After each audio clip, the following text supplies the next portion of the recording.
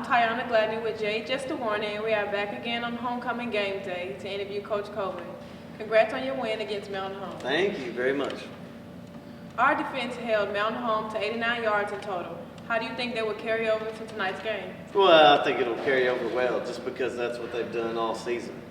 Luckily, we've got a defense that's very good. We've got very good defensive coaches. You combine those two, and you get a good product on Friday night. So, very proud of the way our guys have played all year. And, if we just take care of our job on each and every play, then I think you'll see a lot of the same tonight. Well, ready to see tonight's game. Tonight's game is a big homecoming game, which typically brings more distraction for your players. How do you plan on keeping the players focused until after the game? That's a good question. I really don't think the homecoming festivities distract players from practice or football responsibilities, so to speak. The main thing I worry about is fatigue.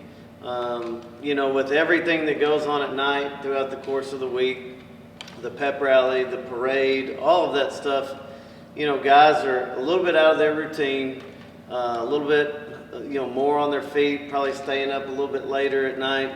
Probably not getting the sleep they need to get.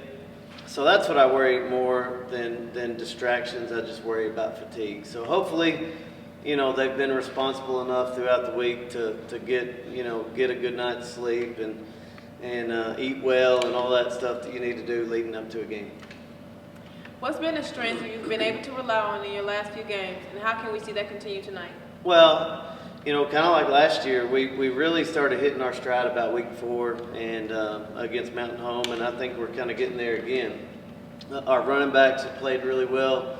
Albert George, Dontarius McDonald, Charlie Long really played well last week, as they have the last couple weeks. We did a better job converting on 3rd and 4th downs, which we've struggled with offensively. And then defensively, you had the same thing that we talked about earlier. I mean, our defensive line has been a strong suit. Our linebackers are playing well.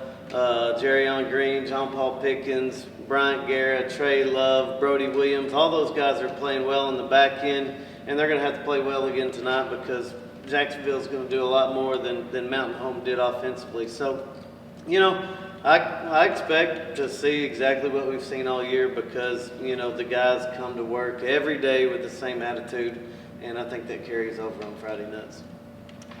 Against Conway, our offense struggled a bit, but last week we had 503 total yards against Mountain Home.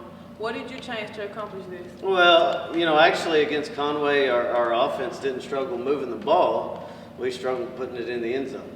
And, it was really 3 red zone trips against Conway that we didn't score that cost us the game. And, last week, when we got in the red zone, we put it in the paint. And that's what you want to do. And we're big on 3rd and 4th down.